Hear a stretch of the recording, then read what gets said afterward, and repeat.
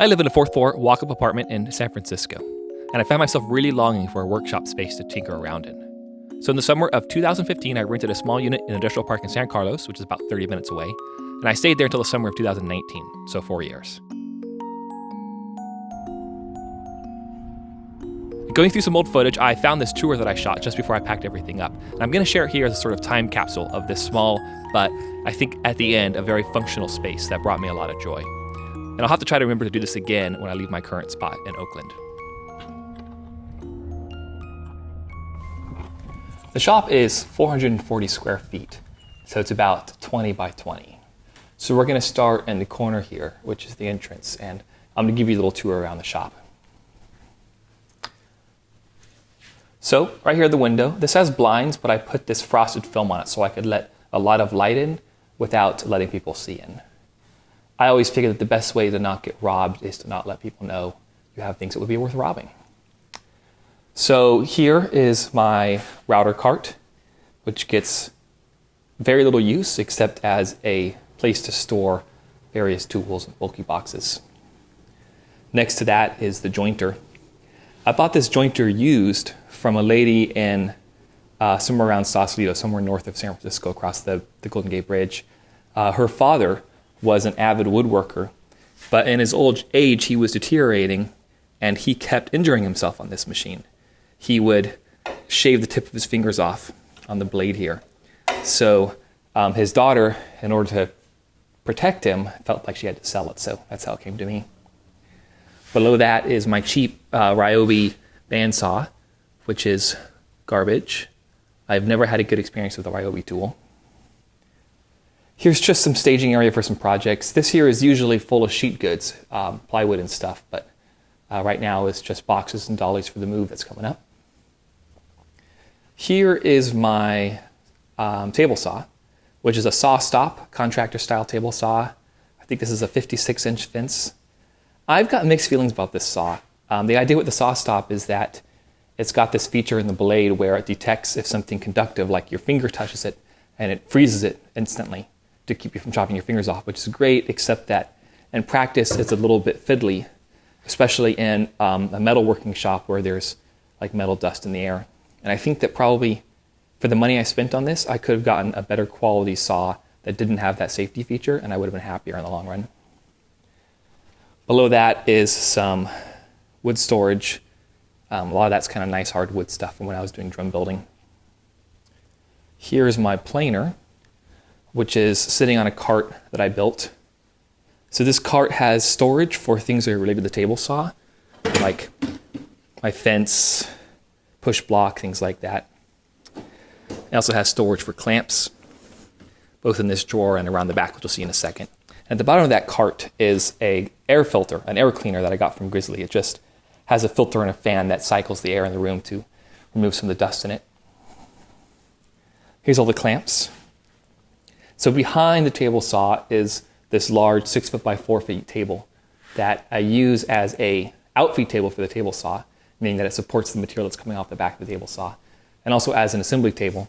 It's gotten really beat up in the last couple of years, so I think I need to replace this MDF top on it. In fact, I might rebuild this whole table when I get to my new shop. Back there are some projects that are sitting on it. Let's look at this wall over here. So that big triangle painting came from my grandfather. I inherited it from him. Got some hoops for drums hanging there. A few other little spacey related things.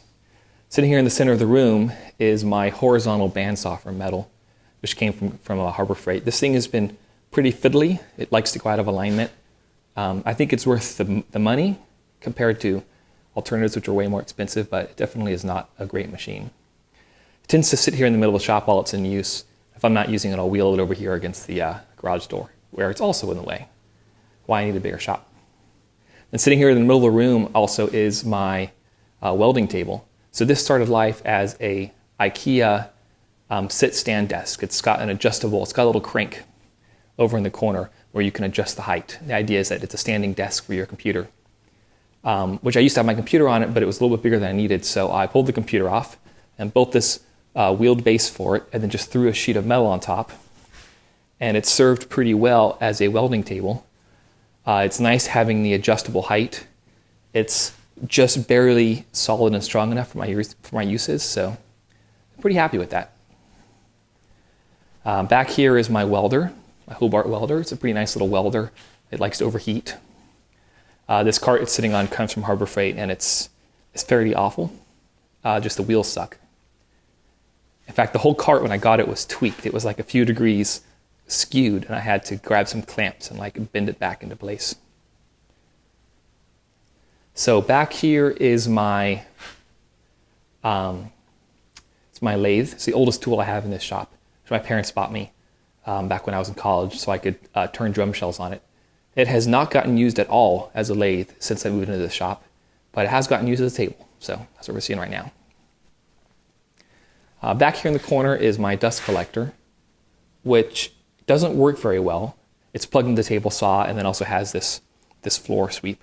So it doesn't work very well, and I don't know if that's because the dust collector sucks or because this hose that I'm using to go to the table saw is one of those accordion-style adjustable ones, which has a lot of air resistance, so it just kind of kills the suctioning power. So let's back up a little bit so we can get kind of a faraway look at this wall, so we can kind of take it all in at once. So at the bottom there are two big cabinets on casters that I built. The idea was for this to serve as sort of a miter saw station. So the miter saw sitting there in the middle, drop down a little bit so that the left and the right cabinets can serve as in-feed and out-feed for the miter saw. But the problem is that I just have always got that space too cluttered. The drill press and the sander make the right side kind of not usable as a miter saw outfeed, and the left is covered in all my parts storage. So it just hasn't been very effective as a miter saw station. That's one thing I'm hoping to improve in the new shop. So this sander is rigid, combination belt and oscillating spindle sander. Pretty happy with this. The drill press, bought on Amazon. It's a cheap brand, Win. I'd say it's about half a step up from Harbor Freight. It's fine, it gets the job done. The spindle kept falling out, so I had to glue it in place with some Loctite, and that worked fine. Back here is a parts wall that's being hung on this French cleat I have going across the back of the shop. Sorry, not parts wall, it's a tool storage wall. The idea originally was to move a bunch of my tools onto this, but I ended up not doing that because it's just not a very convenient place. It's hard to reach anything back there. So it ended up just being measuring devices and a few kind of seldomly used things, like that big blue thing is a clamping jig for pocket holes. My miter saw, which I really like. This is a Bosch compound miter saw. Usually sliding miter saws they ride along some tubes. I guess you call that a linear bearing. So the whole saw slides forward and back on these linear bearings. But the result of that is that those tubes stick out way in the back. So you have to have like 1.5 feet behind the miter saw before you get to your wall. But the way this Bosch saw works, let me unlock it, is that it's got these cool hinges. So you can see them back here. Oops, there goes my dust collection. It's got these cool opposing hinges in the back that give it that range of motion in a really compact space. I really like this saw. I wish I had a better setup for it so I could utilize it more. That hose goes down to a vacuum that's down in this cabinet here to collect the sawdust from the saw. And these drawers here on the left are mostly used for scrap storage. Up above here is my kind of big storage wall. This is the thing that people tend to comment on when they get in the shop. All these Blue Apron boxes that are kind of really nicely organized and hung on a French cleat across the back of the wall here. That's worked out really well. And then here we can kind of see like an evolution of my parts storage. So I started with, let me pull some stuff out of the way here. I started with these boxes that came from Lee Valley Tools, which have these removable little containers you can get in various sizes. These work pretty well. They're a little bit expensive. I think this is like 15-20 bucks for this box. Then you can buy additional little boxes here. So that was the original box, but it was a bit more money than I wanted to invest.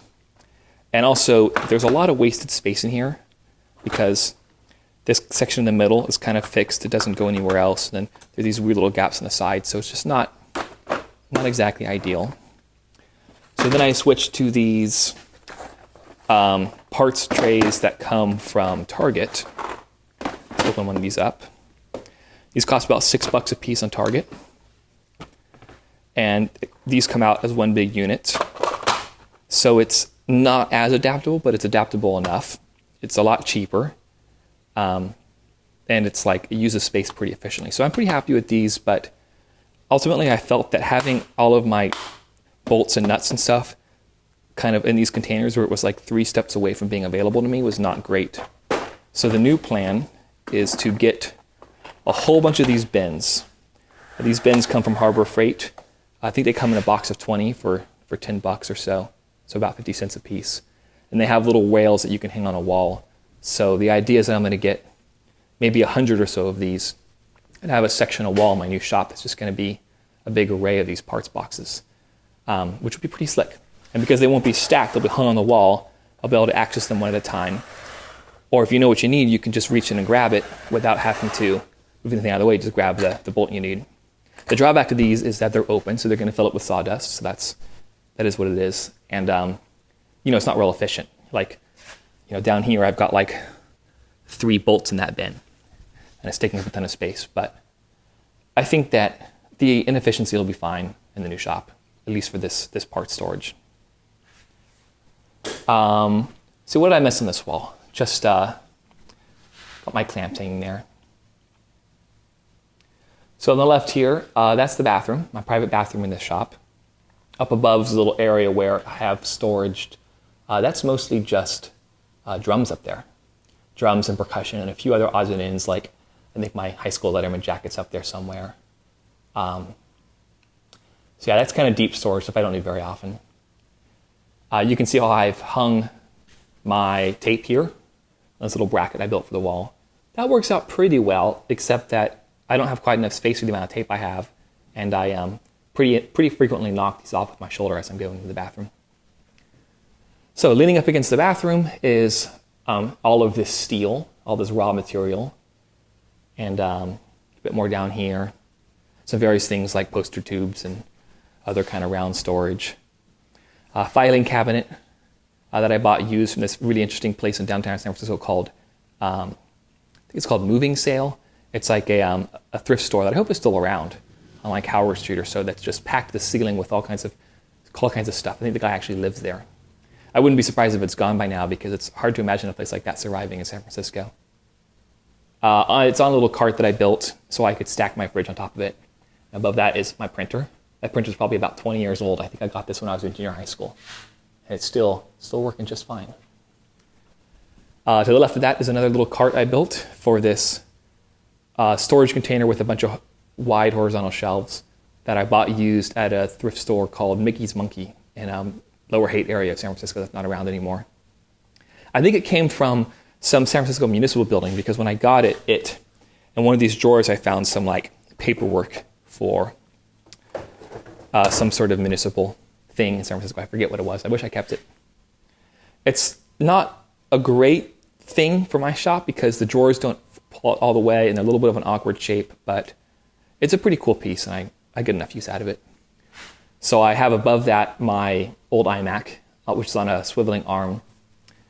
And this works out pretty well because it's just about the right height for me to work at standing. Otherwise, it's very compact. So this has been really nice. This is what replaced my old adjustable standing height table. And for the amount that I use the computer in here, it's just about perfect. To the left of that is my tool chest. Just a cheap thing that came from Home Depot, which is fine. I'd like to get more of these tools moved out of here and onto the wall because it's just not real convenient. For example, my wrench drawer here. Like I had to pull this out to get to anything else. Everything's just kind of piled in there. It just sort of sucks. So that's hopefully going to improve. And to the left of that is kind of a tall table thing I built out of metal to sit above all of these big plastic tubs from Home Depot, which are just used for storage. And then above that is some more shelves I built a long time ago for these containers that came from IKEA. And then I've got a couple of drum shelves sitting up there. So yeah, did I miss anything? Doesn't seem like it. So that's the shop. As soon as I'm done with this video, I'm going to be packing all this stuff up and getting ready to move. I will be out of this shop. At least my things will be out of this shop in about 4 days. And then I will no longer be the owner of this space in about a week when my lease ends. So thanks for watching.